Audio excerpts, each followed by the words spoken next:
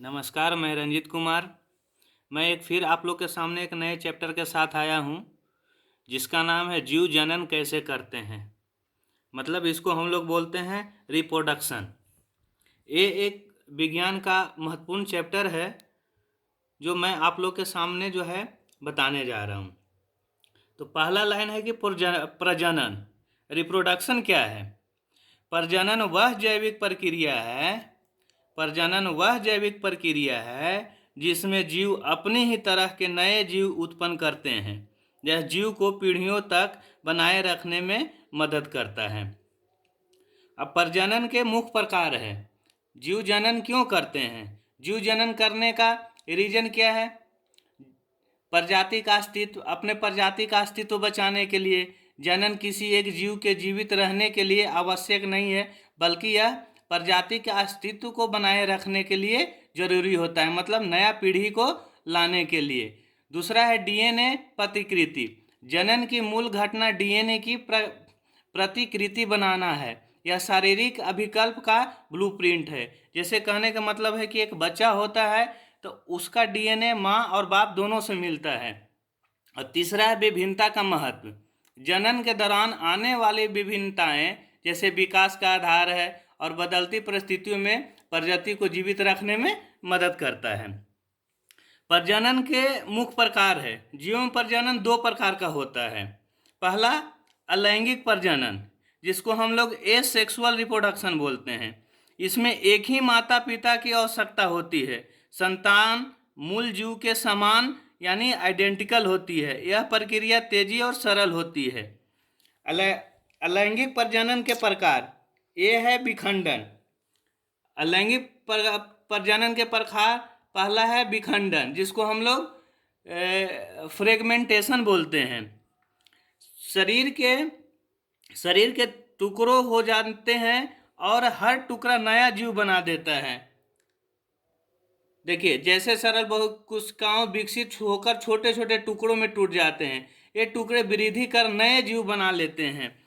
पहला जो अलैंगिक प्रजनन के पहला क्या है विखंडन, जिसको फ्रेगमेंटेशन बोलते हैं। इसमें क्या होता है कि शरीर के टुकड़े हो जाते हैं और हर टुकड़ा नया जीव बना देता है। जैसे स्पाइरोजाइरा के आप लोग नाम सुने होंगे। दूसरा है द्विखंडन, जिसको बाइनरी फ्यूजन बोलते हैं। द्विखंडन में क्या होता है कि एक कोशिकीय जीव दो बराबर भागों में बट जाता है, जैसे अमीबा और पैरामीशियम। अमीबा और पैरामीशियम का आप लोग नाम सुने होंगे। एक क्या करते तीसरा होता है कलका जनक। कलका जनक क्या होता है कि शरीर पर एक छोटी कली बनती है जो बढ़कर नया जीव बन जाती है, जैसे हाइड्रा ईस्ट आप लोग देखे होंगे। और डी है बीजाणु निर्माण, जिसको स्पोर फॉर्मेशन बोलते हैं। फफूंद, जिसको फंगस में स्पोर बनते हैं जो अनुकूल परिस्थिति में नया जीव बनाते हैं, जैसे रोटी पर उगने वाला फंगस राइजोपस। जैसे हम लोग रात में रख देते हैं, सुबह में देखते हैं उसमें उजला उजला काला काला लग जाता है, यही होता है बीजाणु निर्माण। और उसके आगे आता है एक वनस्पति प्रजनन, जिसको वेजिटेटिव प्रोगेशन बोलते हैं। पौधों में कैसे बनते हैं? तने, पत्तियों, जड़ों आदि से नया पौधा उगता है। उदाहरण के लिए जैसे आलू, कंद, गन्ना, तना, पुदीना, रनर और प्याज बल्ब। अब दूसरा, पहला हम पढ़े थे, अब दूसरा हम एक चीज पढ़ रहे हैं कि पहला पढ़े थे अलैंगिक, दूसरा पढ़ते हैं लैंगिक प्रजनन, जिसको हम लोग सेक्सुअल रिप्रोडक्शन बोलते हैं। अलैंगिक पढ़ लिए फ्यूजन। अब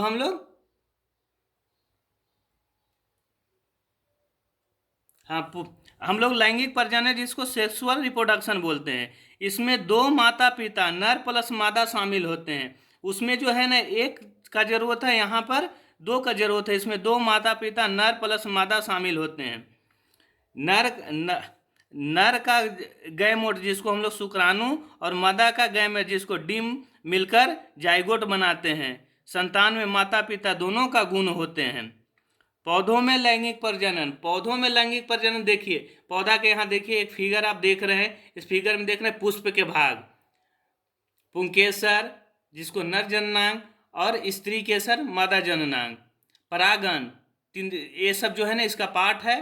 परागणों का पुष्पेंकर से वर्तिकाग्र तक स्थानांतरण या स्वपरागन या परागन हो सकता है।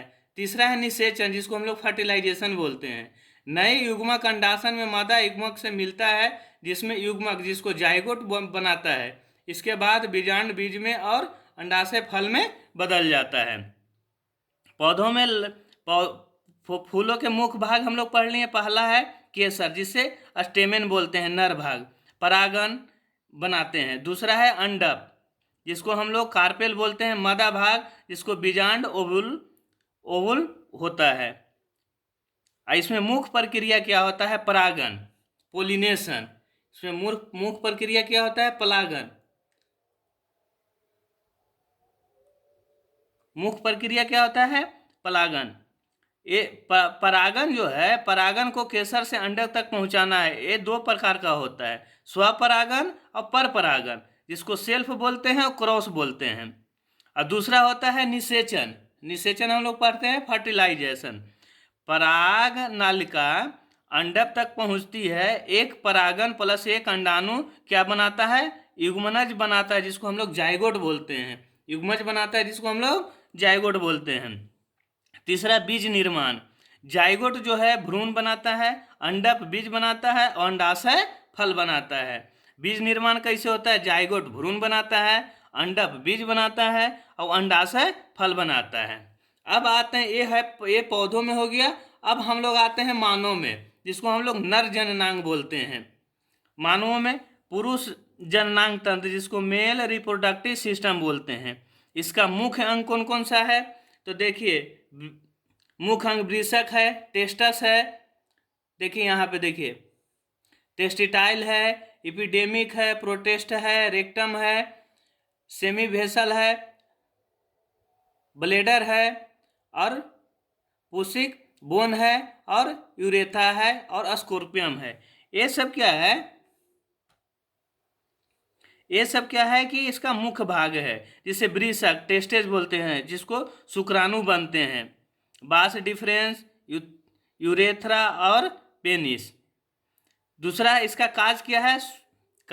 इसका वृषक का काम क्या है? टेस्टेस का काम क्या है? शुक्राणु उत्पादन करना, स्टेटोरेन हार्मोन स्राव करना। जैसे वृषक है, देखिए उदर गुहा के बाद वृषक कोष में होता है, ये शुक्राणु और टेस्टोरेन हार्मोन उत्पादन करते हैं।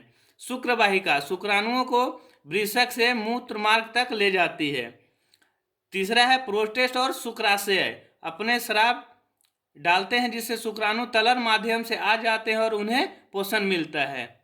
चौथा है शीश, मैथुन के समय शुक्राणुओं में ये ओवरी में डालने का काम करते हैं। अब आते हैं महिला प्रजनन अंग, जिसको फेमल रिप्रोडक्टिव सिस्टम बोलते हैं। इसका मुख्य अंग है पहला अंडाशय, जिसको हम लोग ओवरी बोलते हैं। ये देखिए ओवरी है, अंडाशय। दूसरा अंडवाहिनी, जिसको फैलोपियन ट्यूब बोलते हैं, देखिए ये फैलोपियन ट्यूब है। तीसरा गर्भाशय यूटरस, जिसको देखिए यहाँ पे यूटरस है।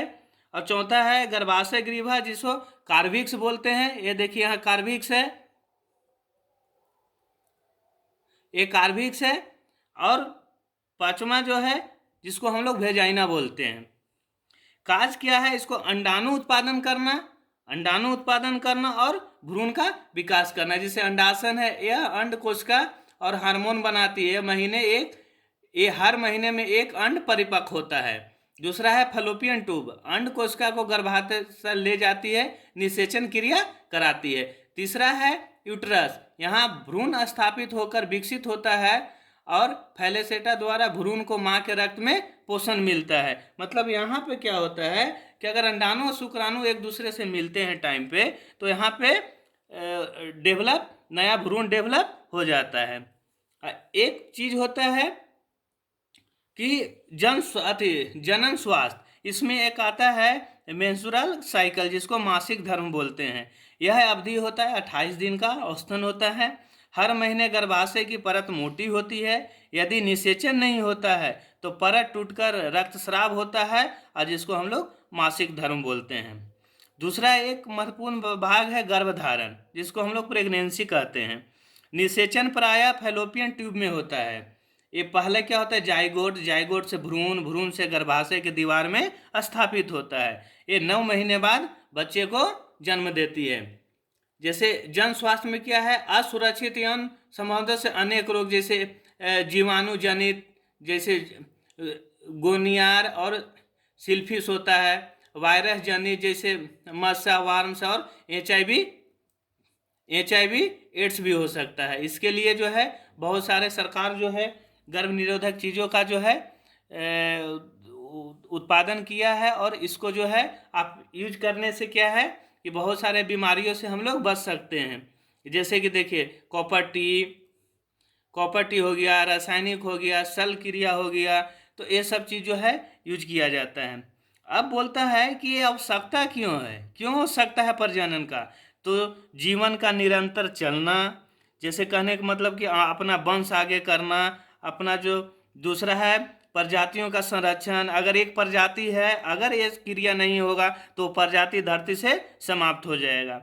तीसरा है विविधता का निर्माण करना, अगर मान लिया कि जैसे पौधों में क्या होता है कि क्रॉस ब्रीडिंग होता है, तो उससे क्या होता है कि नया पौधा बनाया जाता है। और चौथा है विकास, जिसको इवोल्यूशन में मदद आता है, मतलब डेवलपमेंट में मदद आता है।